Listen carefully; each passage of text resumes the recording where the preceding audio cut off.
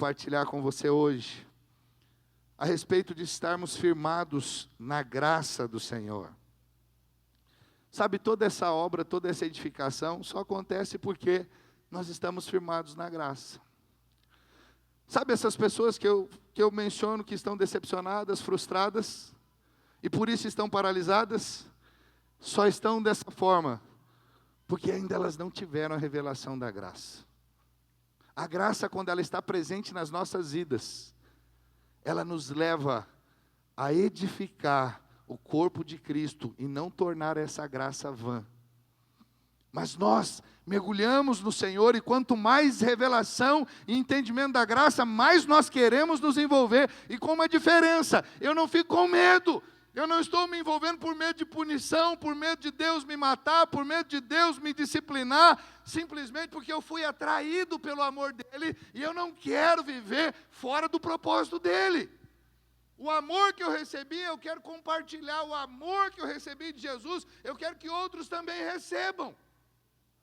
A graça me leva a isso. A lei, diferentemente, não. A lei, quando você serve ao Senhor pela lei, você serve por medo. Você serve fazendo negócio, troca, você fica tentando ali agradar ao Senhor, você fica tentando ser aprovado diante do Senhor, coisas que você jamais poderá fazer. Você não é aceito, você não é ali, sabe, recomendado ao Senhor pelo que você faz, mas pelo que Cristo fez. Então a graça nos introduz ali diante do Senhor com ousadia, onde a gente está na presença dEle, não com medo. Nós não estamos ali com medo de ser punido, com medo de morrer, com medo de qualquer outra coisa. Nós estamos ali porque esse amor nos atraiu. Amém? Palavra de Deus, lá em Romanos, carta de Paulo aos Romanos, diz assim: justificados, pois, mediante a fé, temos paz com Deus, por meio de nosso Senhor Jesus Cristo. O que acontece quando eu sou justificado mediante a fé? Tenho paz com Deus, logo eu não tenho medo. Meu relacionamento com Deus não é de medo. Eu não fico pensando que Deus vai me matar a qualquer momento. Oh, meu Deus, Senhor tem misericórdia, não fiz, não servi no encontro, não estou contribuindo na obra do Senhor. Ah, o Senhor vai me matar, agora não vai ter dinheiro, o gafanhoto vai me pegar. Nada disso. Como eu fui justificado mediante a fé, eu tenho paz. E eu sei que essa paz com Deus me leva a esperar por coisas boas da parte dEle. Não tem como eu esperar outra coisa. Por quê? Porque eu fui ali, sabe, justificado. Eu sou justo diante de Deus. É como se eu nunca tivesse pecado. Você consegue entender a profundidade dessa verdade? Justificado, pois, mediante a fé. Eu fui justificado. Deus olha para mim e fala assim: eu olho para você e eu não vejo pecado. Você é alguém que nunca pecou. Por quê? Porque Ele vê Cristo em mim. Eu fui justificado. Eu fui vestido da justiça de Cristo. Deus olha para mim e não vê mais o pecado. Uma das cláusulas da nova aliança é que dos meus pecados o Senhor não mais se lembra. Por isso Ele não julga. Deus só julga o que Ele lembra. Como Ele não se lembra dos meus pecados, Ele não me julga mais. Ele olha e fala: você é justo, Eduardo. Por isso eu te abençoo, porque você é justo. Eu só posso abençoar os justos. Pecadores não. E tem gente, não, você vai ouvindo isso talvez dizer assim: então eu não posso ser abençoado, pastor, porque eu ainda peco. O fato de você pecar não significa que você é pecador. Pecador é o que vive na prática do pecado. Quem vive na prática do pecado não nasceu de novo. Mas quem nasceu de novo foi justificado e não vive mais na prática do pecado. O pecado na vida de um justo é um acidente, porque você ainda está num corpo corruptível, que tem inclinações para o pecado, mas você não vive na prática do pecado. Quem nasceu de novo não vive na prática do pecado. Não tem como, você não consegue,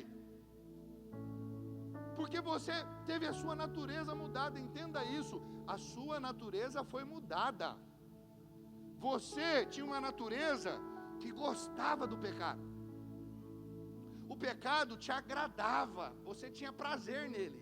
Agora, como a sua natureza foi mudada, o velho homem morreu, nova criatura veio à tona, agora você tem nojo do pecado. Todas as vezes que você peca, você fica triste. Por quê? Você nasceu de novo, você tem uma nova natureza. Antes você era porco, agora você é ovelha. Porco gosta de pular na lama, mas ovelha odeia a sujeira. Ovelha, quando se suja, ela fica incomodada. Ovelha não gosta de um ambiente bagunçado. Ambiente gosta do ambiente todo alinhadinho, harmonioso.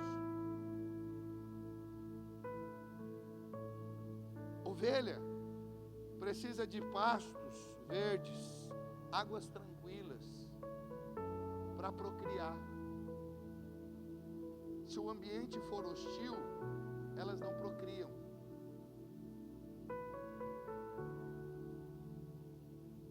Uma igreja que vive sob condenação, ela não avança, ela não alcança os perdidos. A vida de Deus não flui, porque é um ambiente tumultuado. Por isso elas não conseguem gerar.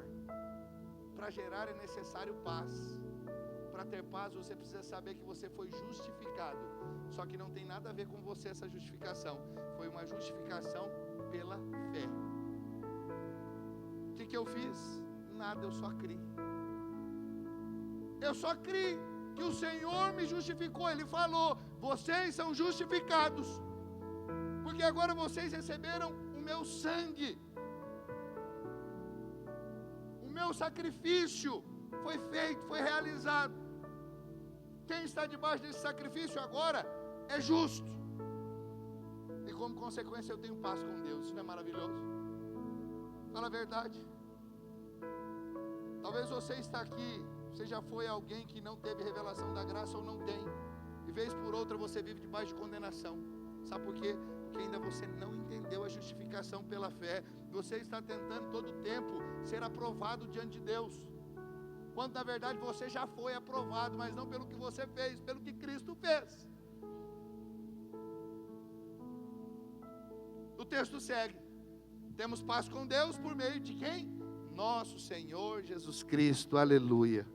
Por intermédio de quem obtivemos igualmente acesso, pela fé, a esta graça, na qual estamos firmes. Isso o tema da mensagem: firmado na graça. E gloriamo-nos na esperança da glória de Deus. E não somente isso, mas também nos gloriamos nas próprias tribulações, sabendo que a tribulação produz perseverança, e a perseverança experiência, e a experiência esperança. Ora, a esperança não confunde, porque o amor de Deus é derramado em nosso coração pelo Espírito Santo que nos foi outorgado. Aleluia. Oh, meu irmão, feche os seus olhos onde você está. Pai, eu oro, Deus. Senhor, eu sei, há muitos ainda no nosso meio que não estão, ó Deus, vivendo debaixo da Tua graça. Ainda, Senhor, há pessoas que apenas se simpatizam com esse ambiente, ou porque tem conexões, porque essa é a verdade. Muitos estão envolvidos na igreja, muitos estão, meu Deus, frequentando a vida da igreja, não por revelação, mas por conexão com alguém.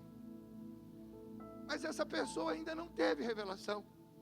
E a minha oração nessa noite é que a graça do Senhor seja revelada. Meu Deus, porque só a Tua graça tem poder de nos transformar. Ah, Senhor, liberta aquele que ainda está se relacionando com o Senhor, com base na lei, apoiado em Moisés, apoiado na sua justiça, no que ele pode fazer para o Senhor. Meu Deus, essas pessoas estão fadadas a viver um cristianismo pesado, uma caminhada cristã dolorosa, uma caminhada cristã sem prazer. Servem ao Senhor, mas não têm prazer. Dizimam ao Senhor, mas não têm alegria. Oram, mas como uma obrigação, não com o privilégio de se relacionar com o seu Pai, que é maravilhoso. Senhor, abre os olhos espirituais, revela a tua graça, revela o teu amor. Meu Deus, assim como o apóstolo Paulo, conhecido como o apóstolo da graça, teve revelação de uma maneira tão poderosa da tua graça, que assim venhamos ter, ó Pai, porque é isso que vai nos mudar, é isso que vai nos levar a viver uma vida abundante nessa terra, é isso que vai nos levar a reinar com o Senhor no milênio, é isso que vai nos levar a nos envolver com a edificação da tua igreja, mas não por obrigação, não com peso, não por constrangimento, mas porque nós não queremos ficar de fora do mover do Senhor. Tamanha revelação dessa graça, desse amor. Oh Deus, eu oro, revela-te a todos aqueles que aqui estão. Mostra a tua graça, mostra para os meus irmãos, ó Deus, esse tempo em que estamos vivendo, que é o tempo da graça, é a dispensação da graça, que houve essa transição, que não estamos mais na lei. A lei é boa, a lei é perfeita, mas não é mais ela. Ó meu Deus, a base do nosso relacionamento com o Senhor, e sim o que o Senhor Jesus fez na cruz, a nova e eterna aliança, feita por meio do sangue que foi derramado, do corpo do Senhor que foi dilacerado naquela cruz. Essa é a minha oração, essa é a minha oração em nome de Jesus. Se você, meu irmão, crê e concorda, diga amém. Aleluia, aleluia. Sabe, queridos, entenda algo, a graça de Deus é de fato a maior revelação que nós podemos ter nessa vida. Quando a graça nos é revelada, você nunca mais consegue se relacionar com o Senhor de outra forma. Por isso eu vou dizer, alguém que vive no nosso meio, se acontece dele ter uma frustração, alguma decepção, ele não consegue ficar em outro lugar que não fale da graça de Deus. Ele não consegue. O que eu estou fazendo? Ele começa a ouvir a palavra em outro lugar que ele vai, e se ele não percebe a graça de Deus, se ele vê que é uma mistura, se ele vê que a lei é pregada, aquilo incomoda, e ele fica ali contrariado o tempo inteiro. Depois que eu conheço a graça, não tem como mais voltar para a lei. Não tem como, eu vivo na lei só até o momento em que eu não tenho revelação da graça. Depois que essa graça me é revelada, acabou, não dá mais. Não dá mais para viver diferente. Tudo muda, a sua oração muda, a sua pregação muda, o seu tratamento com as pessoas mudam. Você se parece muito mais com Cristo. Você se torna mais amoroso. Você anda 1 milha, 2 milhas, 3, 10, 100 milhas, o quanto for necessário. Isso sem nenhum esforço. Por quê? Porque você agora se parece, tem a mesma essência de Cristo.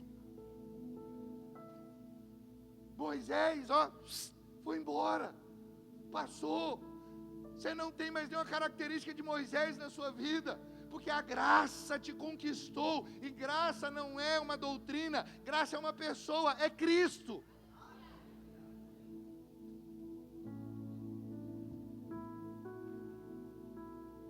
Alguém que tem revelação da graça é diferente. E sabe, não tenha vergonha de dizer, eu preciso dessa revelação. Não tenha vergonha de dizer, pastor, vou falar para você, eu ainda sou legalista. Porque até eu que sou um pregador da graça, vez por outra eu me pego com justiça própria. Mas na hora, a sensibilidade é grande, na hora eu falo, está repreendido. Olha eu já aqui me inclinando para a lei, para a carne. Senhor, misericórdia. Não é assim que o Senhor ensina, não é assim que o Senhor faz, não é dessa maneira que o Senhor fala. Eu vejo irmãos que quando vem um irmão sendo tratado com amor, depois que ele peca, eles ficam incomodados. Eles querem que a gente pise no pescoço do irmão porque ele pecou. Eles querem que a gente esmague a cana quebrada, o irmão já está sofrendo. Porque ele é filho, ele é amado, ele nasceu de novo. Só que ele caiu no pecado. Em algum momento ele tirou Jesus ali da sua visão. E ele então olhou para si. Ele acreditou e confiou na carne dele e caiu. E aí os irmãos pensam assim, não, tem que remover, tem que matar, tem que prender. Eu falo, quem que falou isso? Quando você viu Jesus fazendo isso? Quando Jesus pegou um pecador, esmagou e pisou em cima. Mas Jesus sempre estendeu a mão,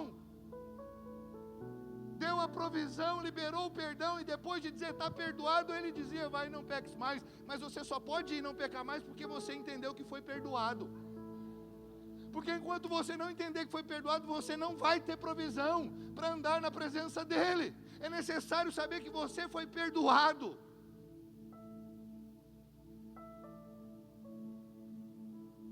Por que alguém quer a condenação de outro? Porque está cheio de si, é justiceiro, porque acha que é bom, acha que é perfeito.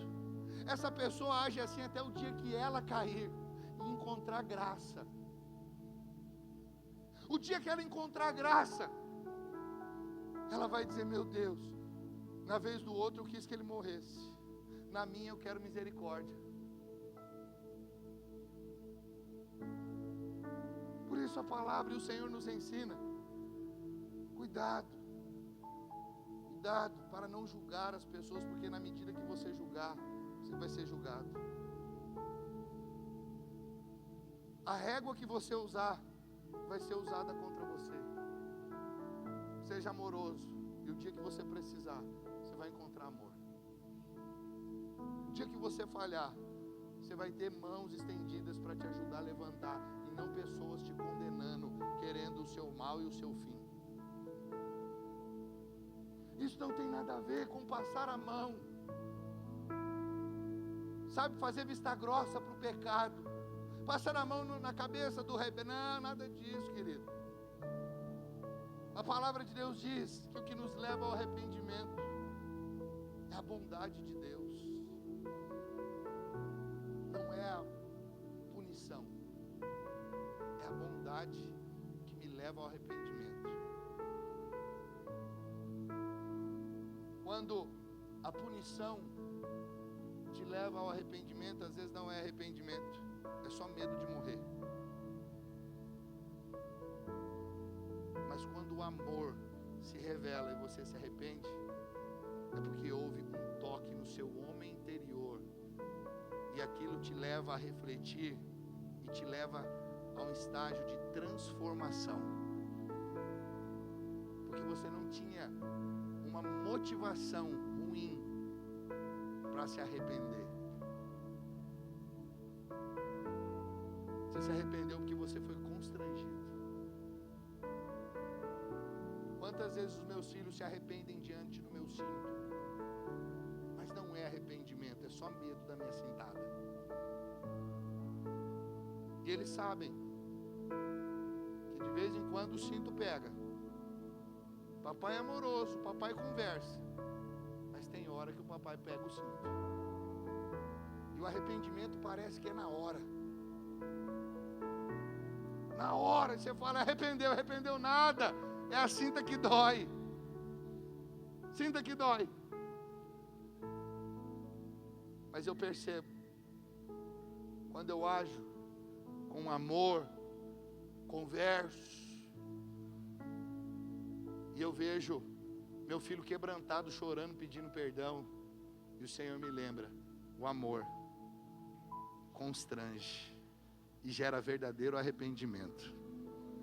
Ele não se arrependeu por outro motivo, senão pelo constrangimento, pelo amor. E realmente houve mudança. É um negócio extraordinário. Mas as pessoas pensam que é o inverso. Tem que vir, tem que prender, tem que dar um tiro, tem que pisar no irmão, é assim que ele vai, não, não é assim que vai gerar transformação.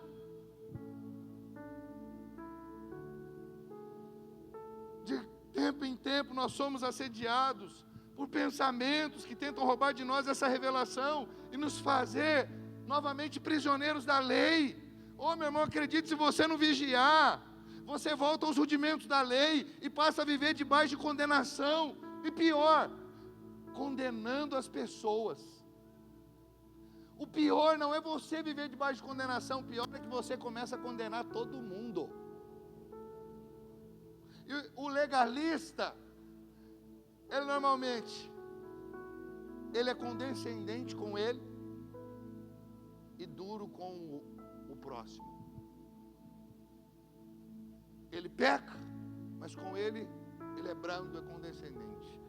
Mas com o irmão ele fala, tem que matar, tem que remover. Esse é o legalista, esse é o fariseu. Oh meu irmão, acredite, a revelação da graça é o que nós mais precisamos. É a revelação da graça que vai nos levar a uma vida santa na presença do Senhor. É a revelação da graça que nos leva a crescer em santidade. Santidade se cresce. Justiça, você uma vez que é justo para sempre. Mas a santidade, ela pode crescer. Você pode ser santo, santo, santo, e crescendo em santidade. E a graça que te leva a crescer em santidade, não é como muito, esse negócio de graça vai levar a pecar, não vai, a graça que vai libertar do pecado. A graça que nos dá consciência de que o velho homem morreu e nós ressuscitamos com Cristo.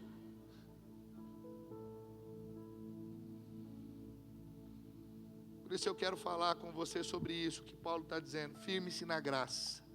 Esse é o objetivo do Senhor, que nos firmemos de tal forma que nada e ninguém seja capaz de nos tirar dessa dimensão de vida, onde de fato somos robustecidos em nossa fé, ao ponto de nos tornar inabaláveis. Você pode dizer amém? Em primeiro lugar, quando eu me firmo na graça, eu tenho paz com Deus. Nós acabamos de falar, nós vimos isso na leitura. Foi isso que o apóstolo Paulo diz, quando eu me firmo na graça, eu tenho paz com Deus. Justificados, pois, mediante a fé, temos paz com Deus por meio de nosso Senhor Jesus Cristo. E se eu tenho paz com Deus, não tem nenhuma situação ou circunstância que não irá, meu irmão, ali eu vou dizer para você, que não irá ali se reconciliar comigo. Não tem. Qualquer circunstância, por mais difícil que seja, não vai me impedir a andar ali tranquilo, sabendo que o Senhor está no controle, sabendo que o Senhor é por mim, sabendo que essa é uma circunstância desse mundo caído. Eu não fico pensando, Deus tem algo contra mim, Deus está chateado, Deus agora deve estar ali, sabe, pensando uma maneira de me punir. Mas quando eu tenho paz com Deus, eu sei, a doença se torna ilegal no meu corpo, a pobreza vai ter que ir embora, o pecado não vai me dominar, nenhuma maldição terá lugar na minha vida, porque eu alcancei a minha consciência de justiça. Essa consciência de justiça, meu irmão, não pode faltar na nossa caminhada. Essa consciência é que arma a minha cama para que eu possa dormir em paz. Eu pergunto para você, se eu tenho paz com Deus, como que eu serei perturbado por um demônio? Não tem como. Demônios podem vir, atacar, falar um monte de coisa na minha mente, lançar setas e mais setas, mas eu estou em paz, porque o Todo-Poderoso me ama. O meu Deus, o que tem poder sobre tudo e todos, o Elohim, o El Shaddai, que não é só Elohim, El Shaddai, é o meu Pai, é o meu Abba. além de ser todo poderoso, além de ser o Criador, é o meu Pai. Fala a verdade. Nós que temos pessoas importantes na nossa família, que tem poder diante da sociedade, aquilo te gera uma segurança, gera ou não gera? Você fala assim, nó. Você vê pessoas, meu pai é desembargador. E ele se apoia naquilo. Fala, eu tenho um pai desembargador. O outro fala, meu pai é isso e aquilo outro. Meu pai é especialista. E aquilo gera nele uma segurança. O crente que não tem revelação da graça, ele tem um pai que é poderoso, que é extraordinário, que é o Criador dos céus e da terra, mas ele fala desse pai como se não fosse nada, como se não tivesse poder. Por quê? Porque ele não tem revelação. Ele acha que esse pai, em algum momento é com ele, mas em outros momentos é contra ele, porque ele erra, porque ele falha. Mas por que isso? Porque ele não tem paz. Ele acha que esse Deus está em demanda com ele o tempo todo. Eu vou te dizer, se eu tenho paz com Deus, como que eu vou ser desestabilizado por uma má notícia? Aí você fala, pastor, aí você está pegando pesado. Porque quando a má notícia vem, nós ficamos sem chão. Será? Se você tem paz com Deus, você fica sem chão mesmo? Não é isso que a palavra diz. Os que confiam no Senhor são como um monte de Sião, não se abalam, permanecem para sempre. Não significa que você não fica triste com a má notícia, não significa que aquilo, sabe, não vai ali mexer com você, vai, mas você permanece firme. Você não desiste, você não retrocede, você não dá uma resposta errada para Deus.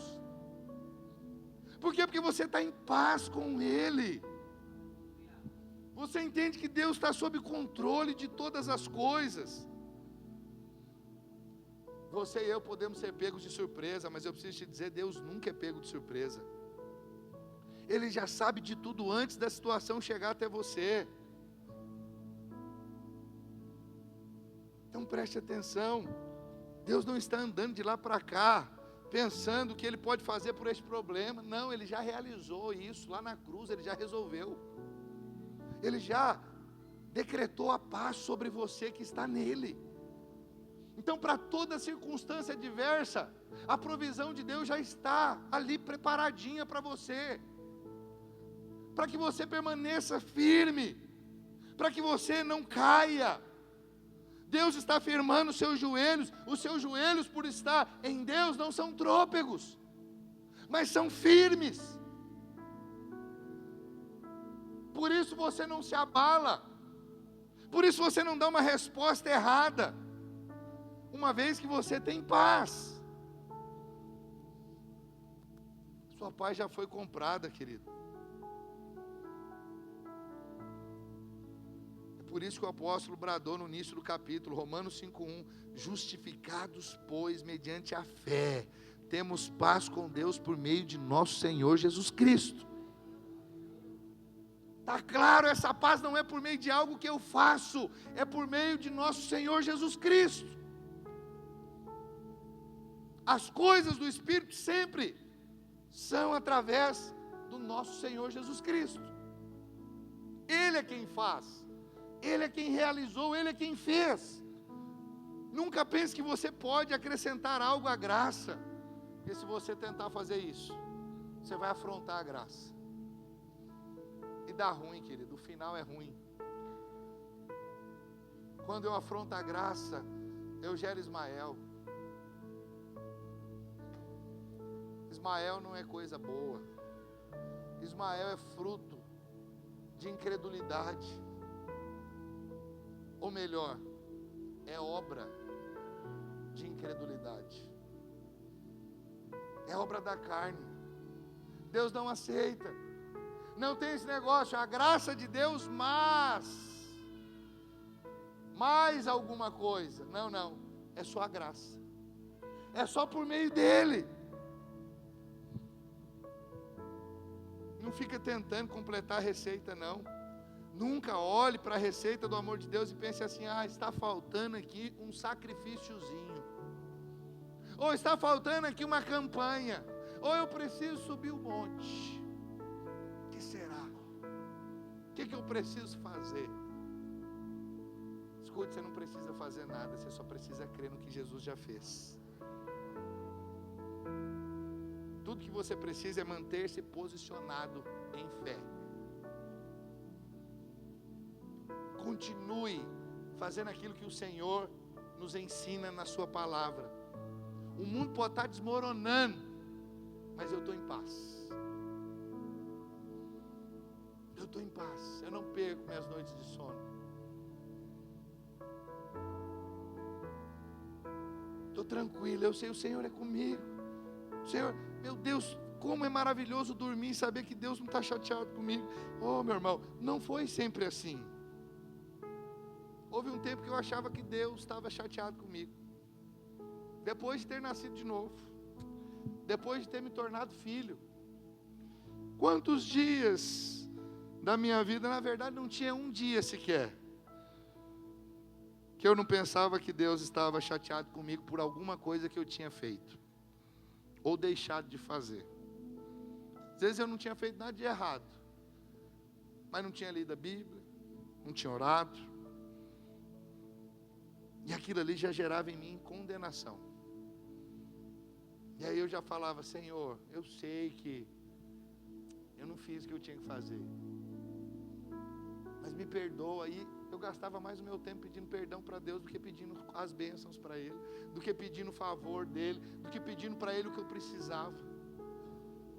Parte da minha oração era para ficar me retratando. Eu gastava muito tempo me retratando. Senhor isso, Senhor aquilo outro. E aí eu fico imaginando, Deus ficava olhando assim: o dia que esse menino parar de ficar choramingando, que esse mimimi, eu vou começar a fazer na vida dele. Quando ele parar de ficar se retratando de tudo aquilo que eu já resolvi lá na cruz, e começar a pedir para mim, e saber que eu sou pai, que eu amo, eu vou começar a fazer na vida dele.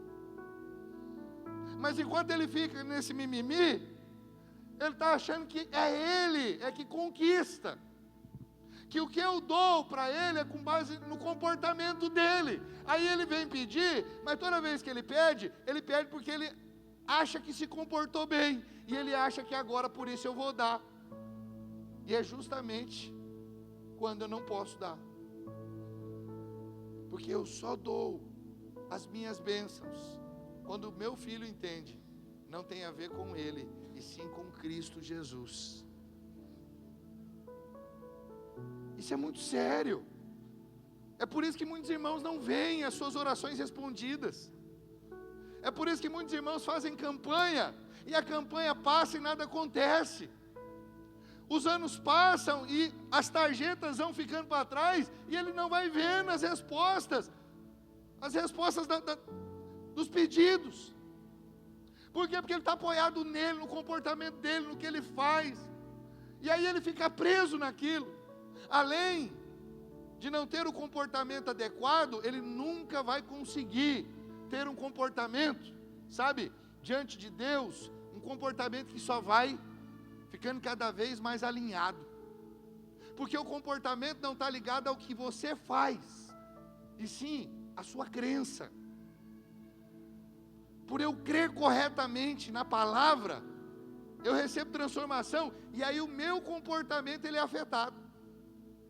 Até o meu comportamento não é fruto do meu esforço, é fruto da minha crença, é resultado da crença certa. Creio certo, vou ter um comportamento correto, mas que quem produziu esse comportamento não foi o meu esforço, foi a crença, a minha fé na palavra.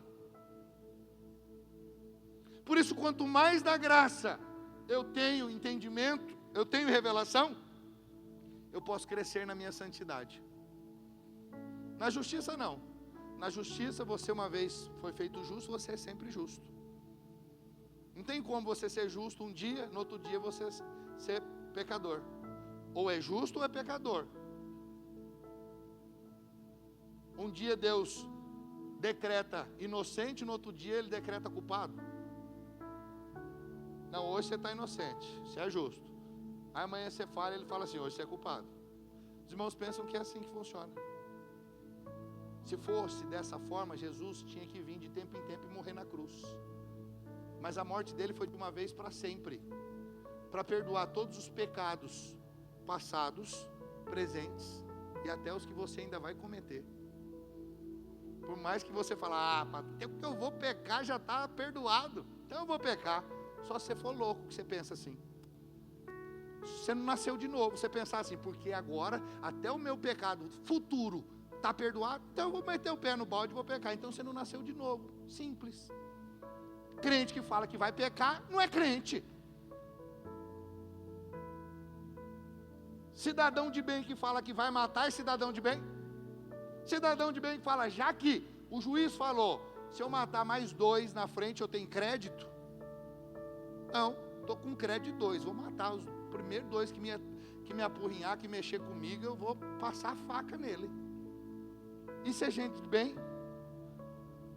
Quem nasceu de novo não vive pensando nisso. Eu fui perdoado. O fato de eu ter sido perdoado sugere em mim ainda mais temor. Eu já estou perdoado. Senhor, obrigado. E eu quero corresponder a esse amor. O Senhor não me condena mais, porque o Senhor condenou o seu filho lá na cruz, no meu lugar. Por isso que a morte de Jesus na cruz foi chamada de substitutiva, vicária. Ele é o seu substituto. Você tinha Adão como substituto, e por isso você estava no pecado, porque Adão pecou. Mas Jesus é o segundo Adão. Pela ofensa de um, que é o Adão natural, carnal, nós fomos tidos como pecadores. Mas pela justiça de um, Cristo Jesus, nós fomos justificados, nós os que cremos. Deus usou o mesmo critério. O critério que Ele usou para te condenar, Ele usou o mesmo critério para te salvar. Você ia para o inferno por causa do pecado de Adão, mas agora você pode ir para o céu por causa da justiça de Cristo. É isso que Ele está dizendo. E a palavra está assim, ó, irmãos, aos montões, são textos e mais textos da palavra falando sobre a justificação pela fé, que não tem a ver com o que eu e você fazemos, mas tem a ver com o que Cristo fez. Os irmãos estão me acompanhando? Segundo lugar, quando eu me firmo na graça, eu revisto-me de glória. Verso 2, por intermédio de quem obtivemos igualmente acesso, pela fé, a esta graça na qual estamos firmes, e gloriamo-nos na esperança da glória de Deus. Aleluia. Você sabe o que é se gloriar? Gloriar-se é tomar um banho de glória. Muitas vezes você está desgastado, desanimado. Sabe o que você está precisando? Tomar um banho de glória. É o que você precisa. Toma um banho de glória, querido. Entra no chuveiro do Espírito Santo e deixa a glória cair sobre a sua vida. Porque quando nós estamos em paz com Deus, o resultado é que nós vamos começar a nos gloriar. Mesmo que você não tenha motivos naturais. Você fala assim, não tem motivo, pastor, está dando errado, eu estou desempregado, meu salário não é o bastante para eu pagar minhas contas. Você está com motivos naturais para murmurar, para reclamar. Mas como você não se move por vista, você se move por fé, você começa a tomar os motivos de fé, e você começa a se encher da glória do Senhor. Como, pastor, que eu tomo esse banho? Adorando a Deus, falando em línguas, confessando a palavra, eu sou filho, eu sou mais do que vencedor, eu posso todas as coisas daquele que me fortalece. Ah, Senhor, essa doença aqui, ó, eu posso estar vendo ela, mas o Senhor já levou lá na cruz do Calvário, pelas tuas pisaduras eu sou sarado. O que você está fazendo? Você está tomando banho de glória. É isso que Paulo está dizendo. Tome esse banho de glória, adore, louve, bendiga o Senhor. Tem irmãos que só tomam banho de glória aos domingos, e olhe lá, porque tem irmão que vem um domingo sim, 3 não. Pastor, você está pegando no pé? Eu pego. É melhor você ficar me ouvindo aqui do que chegar lá e ouvir de Jesus, servo mau e negligente. Ouve o seu pastor logo aqui para você não tomar lá na glória. no dia do tribunal de Cristo. Porque Ele vai fazer questão de lembrar você. Seu pastor falava quase todo domingo: não deixeis de congregar, não deixeis de congregar. Vocês chamavam ele de chato. Você falava que ele pegava no pé demais. Mas não era ele, era eu o tempo inteiro. Que eu estava ali protegendo, guardando vocês. E a maneira de eu guardar é vocês cultuando, congregando no meio do arraial.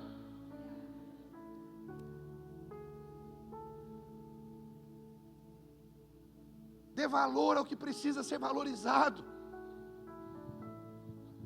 Você não tem que tomar banho no culto, você tem que chegar já no culto banhado.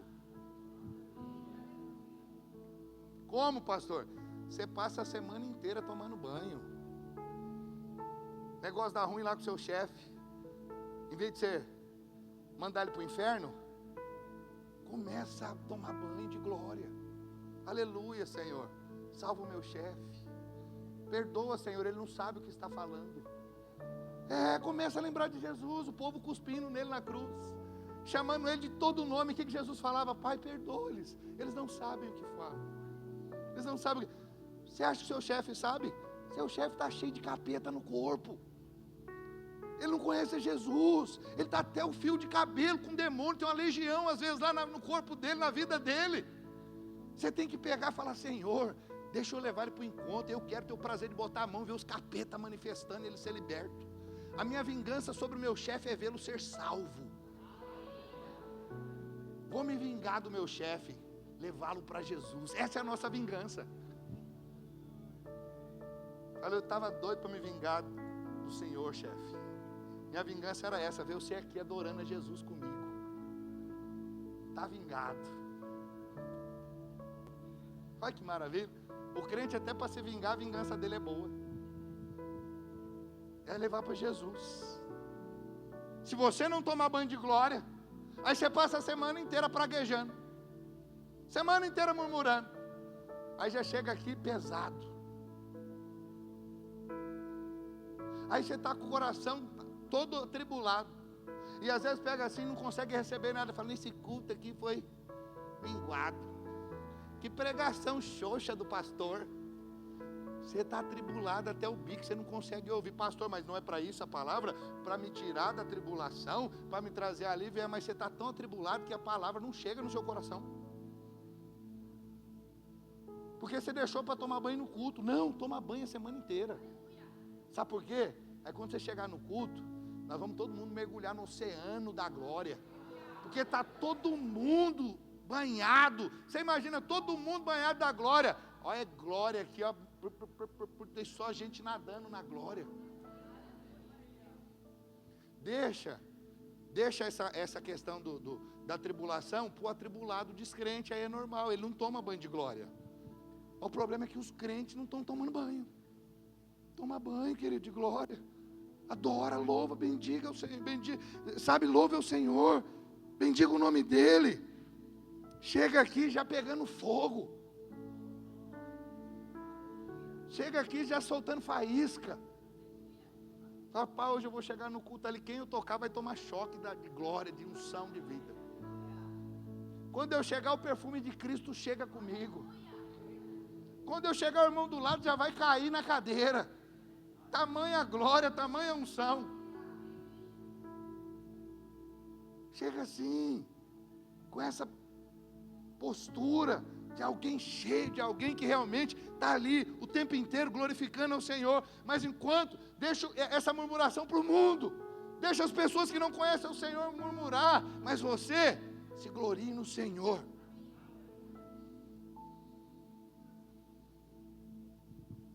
Abra sua boca para dar glória a Deus. Esse foi o segredo de Abraão, ter se tornado o pai da fé. Romanos 4:20. Não duvidou por incredulidade da promessa de Deus, mas pela fé se fortaleceu, dando glória. Abraão tomava banho de glória. E nem tinha tido ainda a revelação de Cristo. 400 anos antes da lei. Você imagina, o camarada já tinha essa postura. Dá glória a Deus. Então nas tribulações eu só tenho uma coisa a fazer: banhar-me com glória.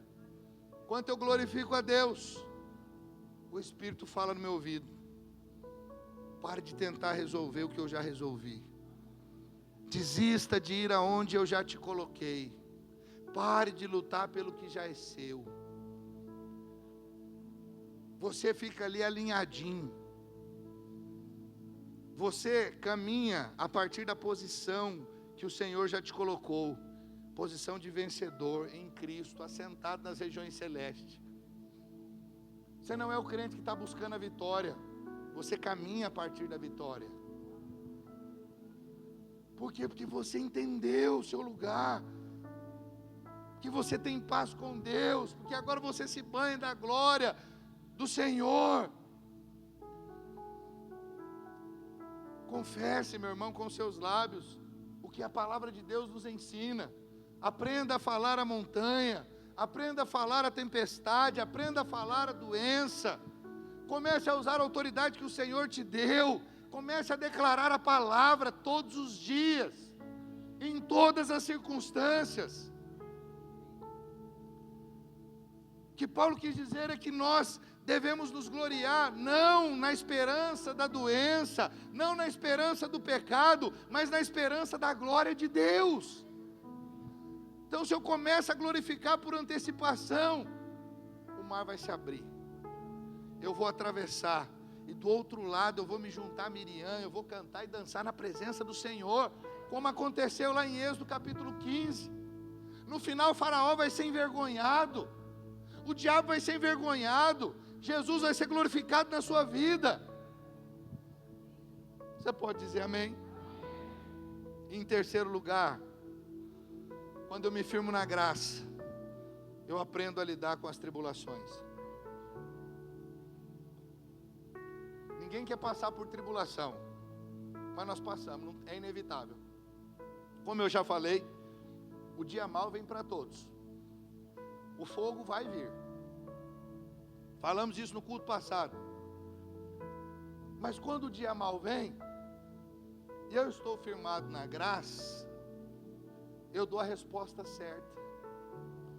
E por dar a resposta certa, eu não vou sucumbir, eu não vou ficar no meio do caminho, eu não vou ser alvejado, mas eu vou permanecer. As promessas de Deus vão seguir na minha vida, vão se cumprir uma a uma. Eu vou me apropriar de cada uma dessas heranças do Senhor. Olha o que Paulo disse, preste atenção. Ele não disse que se gloriou pelas tribulações, ele disse que se gloriou na tribulação. É diferente. Você não fica, ó Senhor, obrigado, porque hoje eu bati o carro. Né, Valdinei? Você não, se você falou obrigado, é porque você não sabe ainda, mas não é para agradecer que você bateu o carro.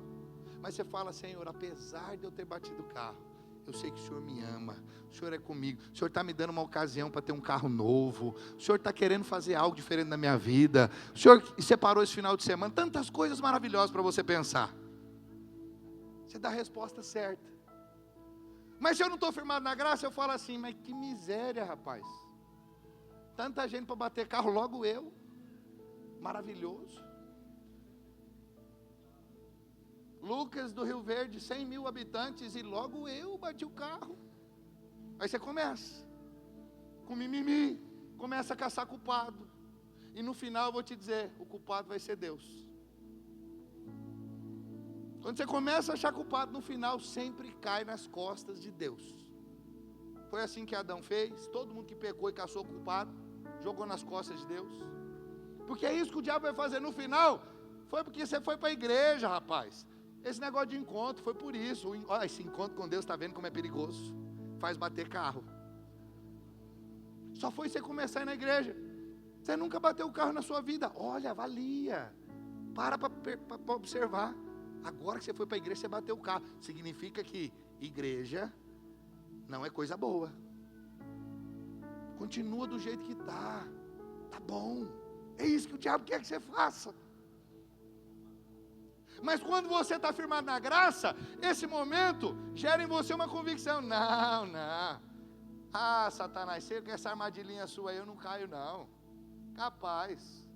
Você sabe quem é o seu pai, você sabe quem é o seu Deus. Você sabe que Ele te ama, você sabe que aquela batida, aquele acidente, aquele problema tem nada a ver com Deus. Tem nada a ver. Foi uma situação, uma circunstância ali adversa, e você, mesmo apesar da situação, você diz glórias a Deus. Obrigado, Senhor, que o Senhor me guardou, podia ter morrido. Tantas outras coisas, mas não, o Senhor me guardou, eu estou aqui, e ainda eu estou no encontro com Deus.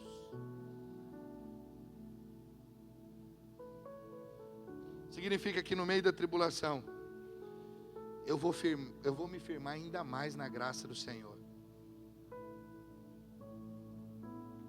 Porque eu tenho paz com Deus, porque eu me banho da glória de Deus, e eu tomo banho da glória de Deus, porque eu sei de algo, e sabe o que eu sei?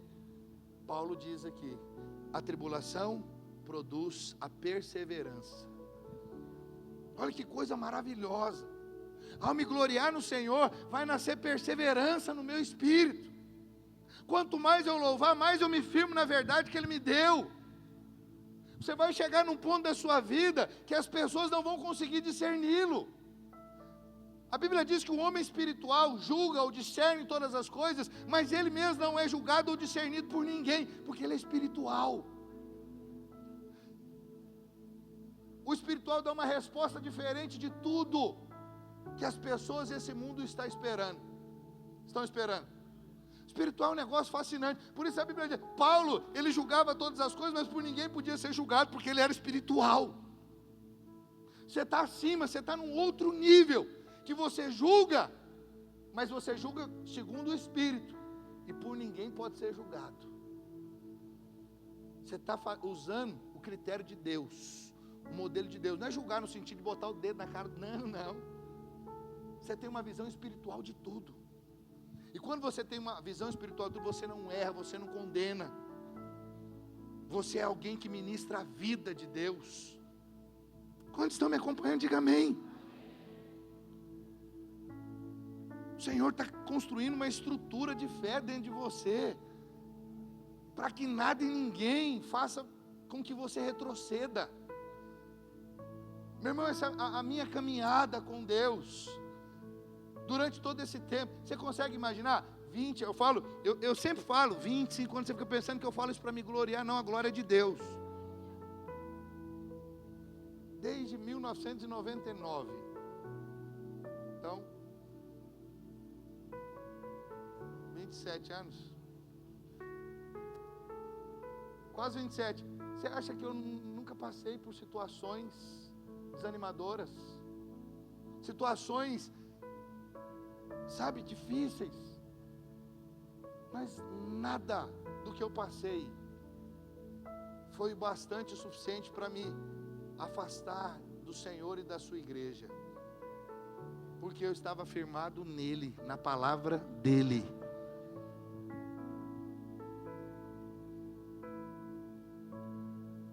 Todo esse tempo, apesar de eu ter visto falhas por parte da liderança, nunca eu falei, estou saindo da igreja porque o líder falhou. Nunca.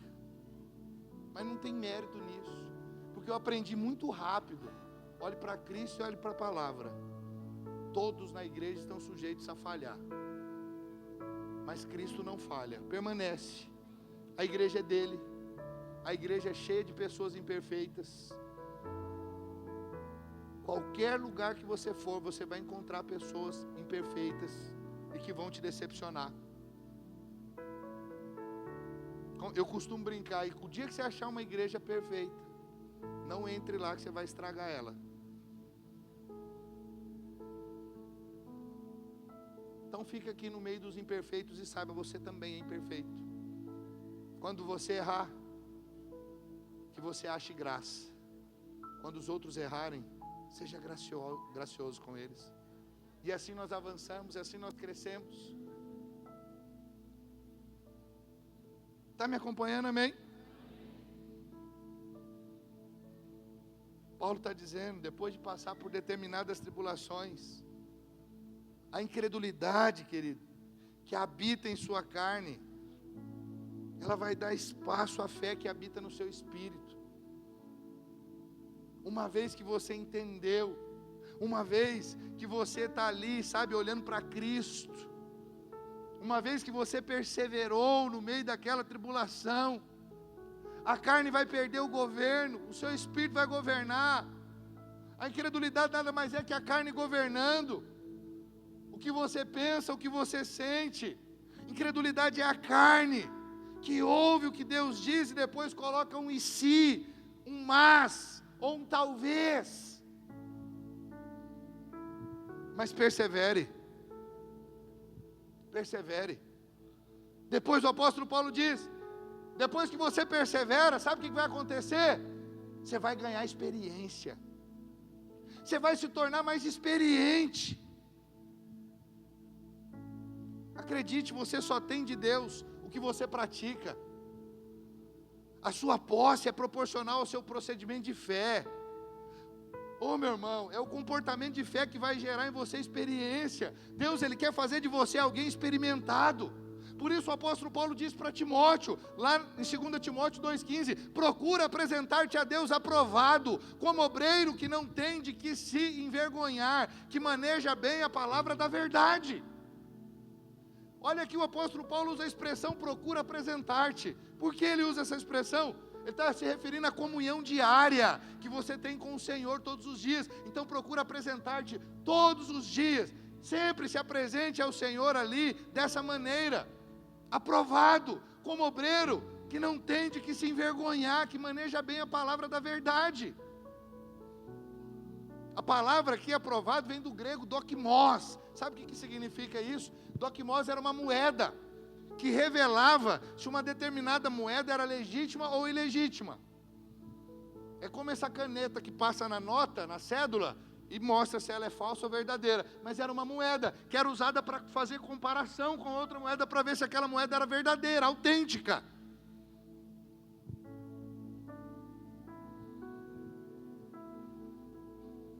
Então o que Paulo está dizendo aqui a Timóteo? Procura apresentar-te a Deus, dokimos, para que quem olhar para você e olhar para Cristo, veja a mesma coisa. Que quem olhar para você e olhar para Cristo, tem a mesma experiência. Você não é falso, você é legítimo, você é filho, você tem a natureza do Senhor. Que você seja dokimos de Deus nessa terra, na sua saúde, nas suas finanças, no seu casamento, na sua família, no seu ministério, nas batalhas da sua mente, nas batalhas com as suas emoções, nos momentos que parece que você está patinando, parecendo que as forças contrárias estão empurrando você para trás, que você continue dokimos, em Cristo, expressando Cristo, Cristo sendo visto em você. Você pode dizer amém? Paulo diz que ele se gloriava nas tribulações, porque as tribulações produzem experiência. Sabe, a experiência vem na hora que você está vivendo essa situação muito parecida com músicas, né, que nós cantamos, textos que nós declaramos, e aí nós somos colocados à prova para viver na prática aquela palavra. Por isso tem algumas canções que eu vejo os irmãos cantando, e eu falo assim, essa canção é forte. Vejo irmãos falando que vão dar vida. Falei, irmão, olha o que você está falando. Você está falando que vai dar a vida. Você não consegue dar nenhum domingo para Deus, você vai dar a vida. Você não consegue dar o seu domingo para Deus, você vai dar a vida. Tem certeza que você está cantando isso? Abro mão dos meus sonhos, abro mão dos meus planos, abro mão da minha vida por Ti, Senhor. Uau, é maravilhoso, é poético. Deixa eu te dizer, você vai ser checado. Senhor vai ver se você dá a vida mesmo. Senhor vai ver se você dá os seus sonhos. Ele vai dizer para você que às vezes está se formando em medicina. Quero que você queime o seu canudo e vai ser missionário. Hã? Aí você fala, Senhor, minha medicina. Quanto de dinheiro que eu gastei naquilo, Senhor? Ele fala, mas eu lembro que você falou, abro mão dos meus sonhos. Abro mão dos meus planos, projetos por Ti, Senhor. Cuidado com o que você canta. Se não for pela graça, você não pode dar nada para Deus. Fala, Senhor, o Senhor sabe, eu na minha essência, eu sou ruim, ruim mesmo. Só pela graça que eu entrego tudo. Eu não consigo, o Senhor sabe, eu sou mesquinho. Deus gosta de uma oração sincera assim. Sou egoísta. Se depender de mim, eu não dou R$1 para essas cadeiras aqui, Senhor. Não ajuda essa igreja, não. Eu gosto de estar aqui, é gostosinho. Mas que se exploda do resto. Deixa que ele se vira. Deus gosta dessa sinceridade. Porque quando você é sincero, Deus transforma. Você reconhece quem você é. E aí Deus fala assim, agora eu posso mudar. Agora eu posso transformar. Você entendeu que não é por você. É a minha graça que pode fazer algo na sua vida.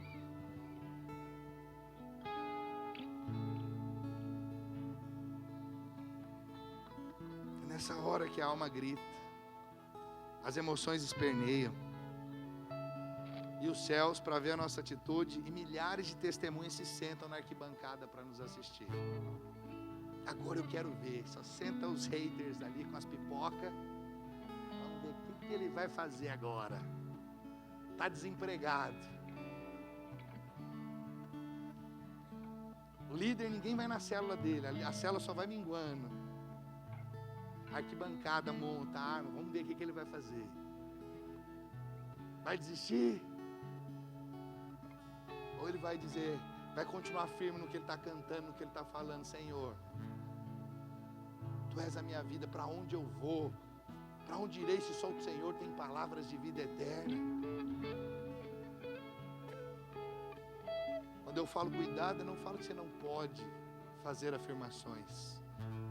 Mas entenda o que você está falando. E aonde você está apoiado. Se for em você, vai dar ruim. Mas se a sua afirmação, a sua declaração para Deus é com base na confiança em Cristo, siga em frente. Vai dar certo. Verso 10, olha o que o apóstolo João diz. Tomei o livrinho da mão do anjo e o comi. E na minha boca era doce como mel. Mas depois que comi, o meu ventre ficou amargo. Você ouve, a palavra fala assim, não, eu vou perseverar. A teoria é muito fácil. Se for comigo, eu sigo em frente.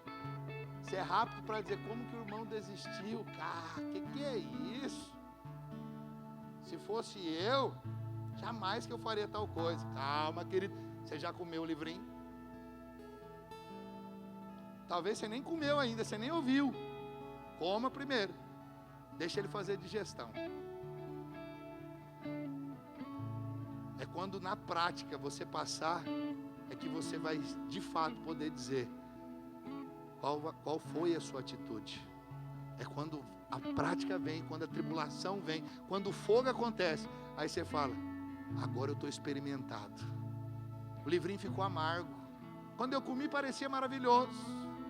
Quando eu vi persevera, eu falei, é isso, vou perseverar. Mas o dia que você precisou perseverar, aí você fala, Senhor, é difícil. Aí você perseverou, você viu, agora eu estou experimentado. Agora eu ganhei experiência. Eu permaneci, eu não desisti, mas não tem a ver comigo. Foi o Senhor que fez. Você se tornou experimentado na palavra da justiça. Você permaneceu, mas porque você estava nele, olhando para ele. E eu encerro dizendo, a experiência produz esperança. A tribulação produz o quê? Perseverança. A perseverança, experiência. Ganhei experiência, estou experimentado na palavra da justiça. Agora vai ser produzido esperança. Ah, irmão, eu vou te falar agora, você se tornou crente super saiyajin. Sei como que é o nome quando vai para saiyajin lá? Hã? Não é morfô não. Isso é Power Ranger. Hã? Transformação? É transformação. Dosher saiu daquele nível de evolução. Ah, pastor, você assiste? Eu assistia quando eu era guri, Super Goku, Dragon Ball, né? Pastor, é do capeta, tá? Pode ser. Deixa lá pro capeta. Mas eu assistia e eu estou usando como exemplo que você evoluiu. É o que eu lembrei de evolução aqui. O cabelo ficou pinado, rosa, colorido, amarelo, sei lá. Você chegou num nível, acredite, poderoso em Deus. Você passou por tudo isso aqui e não desistiu. Agora a esperança, eu vou te falar, não tem capeta que faça você retroceder. Não tem adversidade que faça você abandonar a sua fé. Você jamais se tornará um apóstata. Você jamais vai abandonar as palavras do Senhor, porque agora você ganhou essa esperança. A tribulação veio. Ele não murmurou, ele não desistiu, não baixou as mãos, contudo ele tomou um banho de glória. Aquele banho de glória fez com que ele perseverasse. A perseverança produziu nele experiência, e a experiência produziu esperança. Essa palavra esperança vem do grego elpis, que significa expectativa de coisas boas. Ei, quando eu falo que você chegou no nível super saiyajin, é porque você agora tem tanta fé, você não espera por coisas, a sua expectativa é sempre por coisas boas. Pode observar aquele que tem revelação da graça, ele não fica pensando assim, será que amanhã vai acontecer alguma coisa? Não, ele fica pensando, eu estou achando que amanhã vai cair um pix na minha conta. Estou achando que amanhã meu chefe vai aumentar meu salário. Estou achando que amanhã vou ser promovido. Mas quem não está firmado na graça, ele pensa assim, ó, rapaz, vai rolar um facão aí. E eu estou achando que eu estou nesse facão. Ele só pensa miséria. Mas quando você chega nesse nível aqui, que o apóstolo Paulo está nos ensinando, você só espera por coisa. Todos os dias eu durmo e penso, alguma coisa boa me espera. Quando eu estava preparando essa palavra, eu falei, tem coisa boa me esperando lá no culto. Na hora ainda falei, aí eu estou ali quietinho. Chega a Cláudia, pastor. Aquele dia na aula, o café eu acho que não estava tão bom. Mas o Tito aqui e eu preparamos um cafezinho aqui, ó. Falei, ô Senhor, estou tomando um cafezinho gourmet, quentinho, gostoso. Você pensa que é coisa pequena. O Senhor fez eu chorar igual criança ali, por causa de um café. Falei, Senhor, é nesses pequenos detalhes que eu vejo o teu amor. Lembraram de mim. E quem lembrou de mim não é porque ele lembrou por si só, é o teu amor por mim. O Senhor é meu pai, o Senhor usou a Cláudia e o Tito para me dar um café maravilhoso. Essas coisas para mim já é coisa grande. Você acha que eu só fico feliz no dia que eu compro carro, troco de carro? Quando o negócio, não, quando um cafezinho desse, alguém fala, pastor, lembrei. Ó, eu já fico feliz. Meu Deus, Deus ele me ama tanto que até um café ele faz questão de me mandar. Você pode falar, café, podia ser um pix. Não, café, maravilhoso. E você não faz ideia como está gostoso. Eu desfruto, e eu agradeço ao Senhor, e amanhã eu sei, mais alguma coisa acontece de bom, e todo dia Deus faz alguma coisa. Deus é bom, expectativa de coisas boas, eu estou sempre confiante, estou sempre esperando por coisas maravilhosas, porque eu estou firmado na graça, eu não estou apoiado no meu comportamento, mas no que Jesus já fez por mim. Está tudo feito, realizado, tetelestai, está consumado, o Senhor já fez, eu só preciso crer.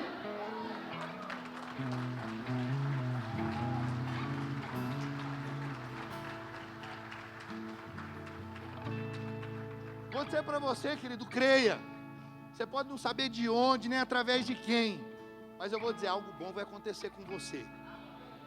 Hoje, amanhã, todo dia espere por coisas boas. Essa é a esperança que o apóstolo Paulo está dizendo. Viver dessa forma faz toda a diferença, acredite. Eu sei que você pode não ter gostado desse paralelo aí do Super Saiyajin, mas eu quero te mostrar que é um nível diferenciado. O crente chega nesse nível.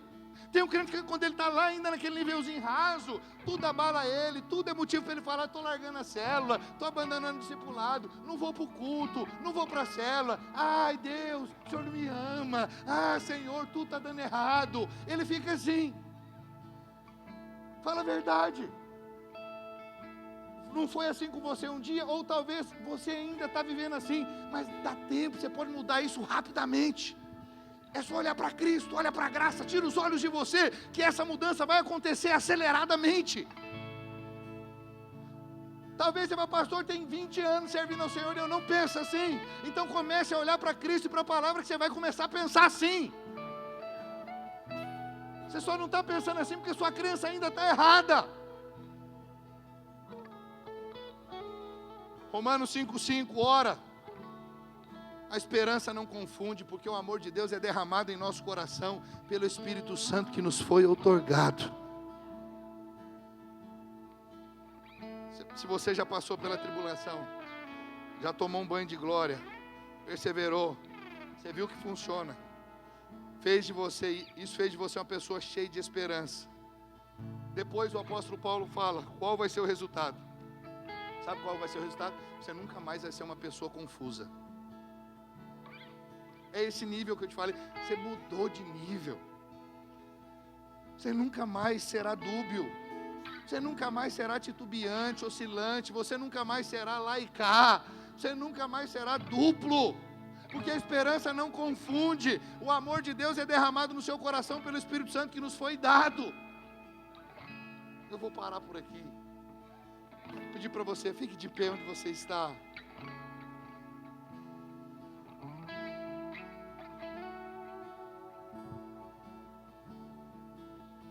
O Espírito Santo foi te dado, querido. Paulo está dizendo isso.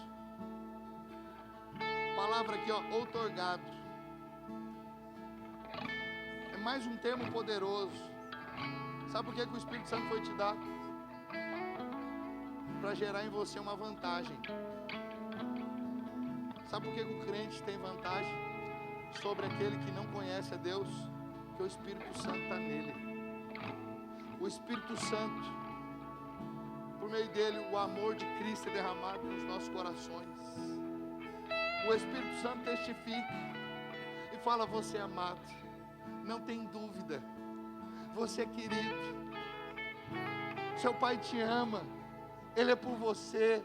Tudo que eu estou te falando aqui, essas afirmações, você fica pensando: isso aqui não é palavra positiva, isso aqui não é autoajuda, isso aqui é palavra de Deus.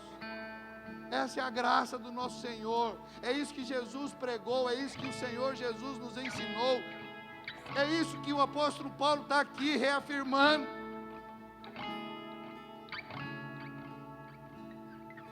Você ganhou maturidade. E quem tem maturidade caminha debaixo do amor de Deus.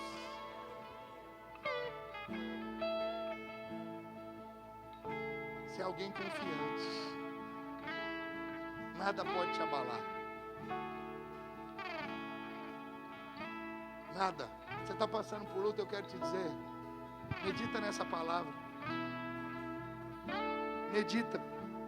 Fala: Senhor, eu preciso ouvir mais isso, eu preciso entender.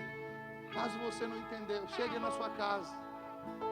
Depois que o link for enviado, a palavra está disponibilizada ali para você ouvir de novo. Ouve, essa palavra você precisa ouvir 5, 10, 15, 30 vezes. Ela precisa internalizar. Isso vai gerar em você uma fé tão grande. Não tem diabo que para diante de você. Não tem nada que vai te paralisar, que vai te abalar. Você está firmado no Senhor. Você está firmado na graça. Você está confiado naquele que não falha, naquele que é perfeito. Feche os seus olhos, eu vou orar por você. Nós vamos finalizar cantando essa canção, que o Senhor nos ama. Pai, meu Deus, como é importante termos revelação dessa verdade que o Senhor nos traz aqui, Pai, na carta de Paulo aos Romanos. Senhor, que possamos estar firmados na Tua graça. Senhor, que possamos estar confiados todos os dias em Ti, na Tua palavra, na justiça de Cristo. Que possamos saber que tudo que temos e tudo que vamos ter é por causa do que o Senhor Jesus fez. Remove a justiça própria, remove o legalismo, Senhor, em nome de Jesus. Que no nosso meio acabe pessoas, pare esse comportamento de irmãos botando o dedo na cara de irmãos e condenando. Esse não é o nosso trabalho, esse é o trabalho do diabo. Muita gente dentro da igreja está desempregando o diabo não precisa, está acusando porque os próprios irmãos estão vivendo na lei e têm apontado o dedo na cara dos outros, trazendo condenação. Ao invés de ajudar o irmão a levantar, para que ele seja restaurado, tem pisado, tem esmagado a cana quebrada. Senhor, nos leva a viver segundo a postura do Senhor Jesus, como Ele nos ensinou. Que possamos amar verdadeiramente os nossos irmãos, como o Senhor Jesus nos amou e nos ama. Nós por nós mesmos não conseguimos, mas o amor do Senhor foi derramado em nossos corações. E por isso nós podemos amar os nossos irmãos. Por isso nós podemos amar ao Senhor como o Senhor nos ensina. Nós só amamos o Senhor porque o Senhor nos amou primeiro. Nós não temos condição nem de amar ao Senhor. Quem dirá o nosso irmão que é imperfeito, que é falho? Oh, Espírito Santo, revela-nos a Tua graça. Remove a justiça própria e leva cada um dos meus irmãos a desfrutarem do Teu amor, até chegarem nesse nível de esperança, onde todos os dias os meus irmãos esperam por coisas boas. Toda mentalidade de catástrofe seja banida do nosso meio. Todo irmão catastrofista seja curado, liberto, porque isso é um problema de fé, de crença, é uma crença errada. Senhor, que venhamos crer corretamente. Quando a tribulação vir, que nós possamos, ó Deus, perseverar. Como resultado, nós vamos ganhar experiência. Seremos experimentados na justiça. Mas também, Senhor, após ganharmos experiência, seremos introduzidos na esperança, onde todos os dias esperaremos por coisas boas, porque o que o Senhor tem para nós todos os dias são coisas boas. O Senhor é o nosso Pai, o Senhor nos ama. O Senhor diz: eu é que sei os pensamentos que tem a vosso respeito, pensamentos de paz e não de mal, para dar o fim que vocês desejam. Che mamanarache rica manacancha orieremaná. Oh Senhor, quando temos esperança,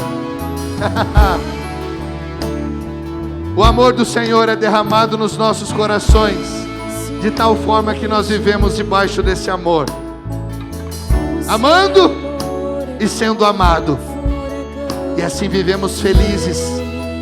Passamos os nossos dias bem nessa terra, e a caminhada cristã se torna leve, como o Senhor nos ensinou. Aleluia, em nome de Jesus. Cante isso.